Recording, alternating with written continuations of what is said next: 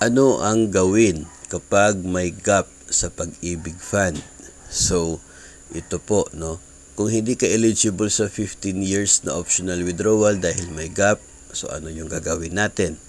Unang-una, no, kapag nalaman mo through pag-ibig fund na mayroon gap doon sa contribution, ipapadetermine mo kung ano yung months na mayroong gap. Okay? So, ano yon? Yung mga buwan at taon na walang remittance doon sa pag-ibig fund. Alam po nila yan, makikita yan sa record nila.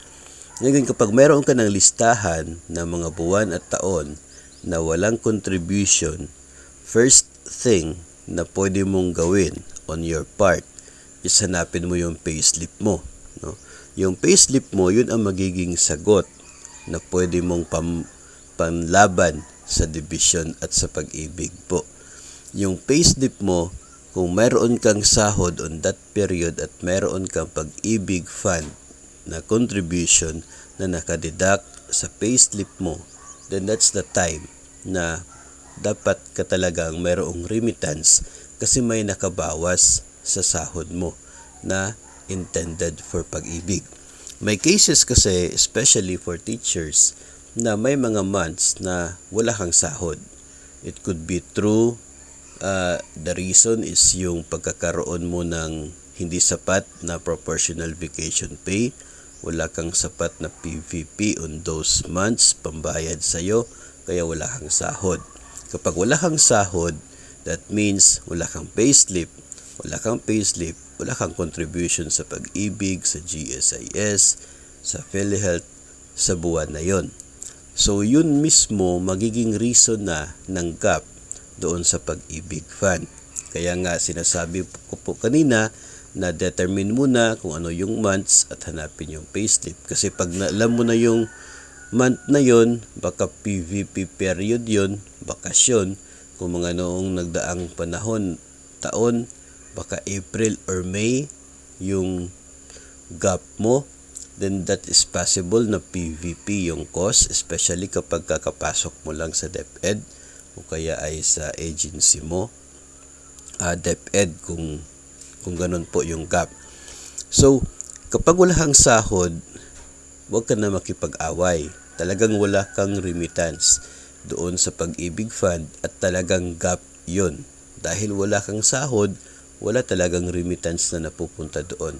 Walang kawalan on your part because wala namang nabawas sa sahod mo kasi wala kang talagang sahod.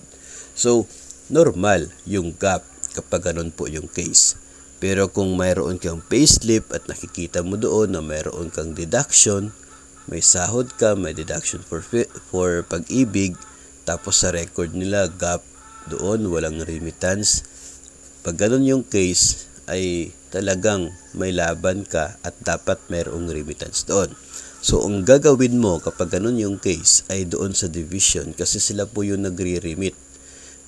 After mag-deduct sa sahod mo, dapat i-remit ni division papunta sa pag-ibig. Kung ikaw ay nasa isang implementing school, yung autonomous school, na nasa kanila yung pondo, sila yung nagre-remit, pwede kang lumapit sa ADAS ninyo, Administrative Assistant, dahil sila yung nagre-remit.